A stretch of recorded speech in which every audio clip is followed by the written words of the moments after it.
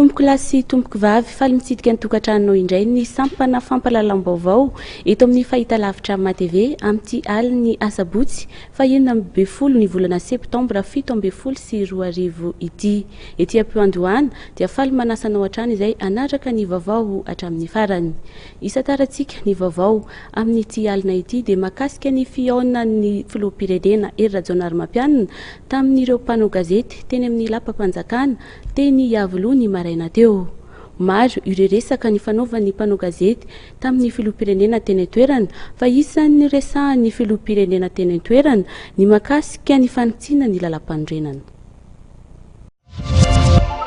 Raha ny resaka nataon'ny filoha Hery Rajaonarimampianina teny Iavoloha androany dia mirona makany amin'ny fanitsiana ny lalam-panorenana ny fitondrana ankehitriny. Novelabelarin'ny filoham-pirenena tamin'izany fa mba entina natsarana ny fifidianana ho avy io fanitsiana ny lalam-panorenana io. Voaresaky ny filoha tamin'izany ny mikasika ny fotoana tokony hanaovana ny fifidianana sy ny fametraha-pialan'ny filoha Amperinasa. Zao zavatra lazaiko antsika ao anatin'io fametrahana ny ady-hevitra io. Filoham-pirenena tsy nametraka mihitsy hoe ity alefana, ity alefana, ity alefana.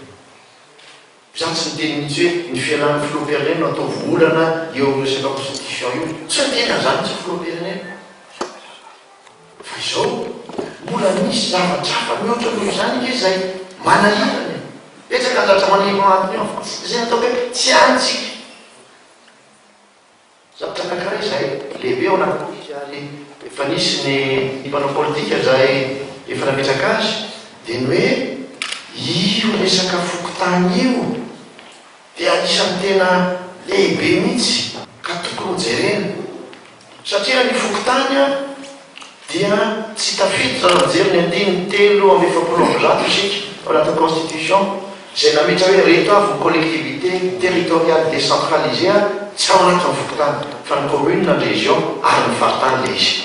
Zao nefa ny ady-hevitra ary tena ngeza be tokony hanolo ny chef fokotany sika.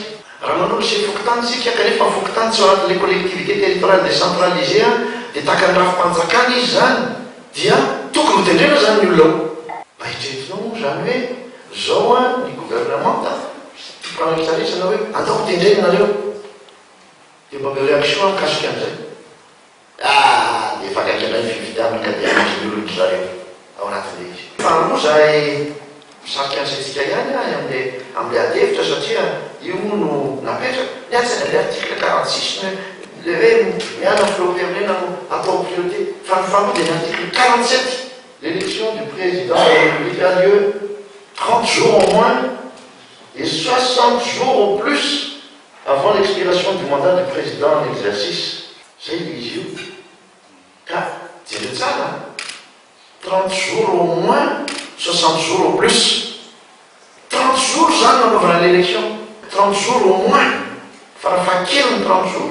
J'en ai une 24 janvier, tant que j'en ai un niveau pérenné. Dia 24 décembre, au moins les 30 jours, à 24 novembre, nous, au plus, on a 24 novembre, 24 décembre, toute notre élection. Vite raison.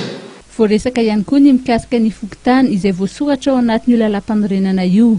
Anisan'ny tena nasian'ny filoha resaka ny 17 ao anatin'ny lalam-panorenana. Na dia eo azy zany ny fitsipahana ataon'ireo antoko politika sasany sy ireo fiarahamonim-pirenena mikasika ity fanitsiana ny lalam-panorenana ity dia mirona makany kosa ny fitondrana ankehitriny. Ny voamiera-misana ny fifidianana na ny Sony omaly dia nilaza fa mbola tsy miomana amin'izany resaka fanitsiana lalam-panorenana izany. Manomboka eto izany dia misokatra tanteraka ny ady-hevitra mikasika ny lalam-panorenana ny Repoblika Fahefatra ity ka ny 17 no tena isian'ny ady-hevitra.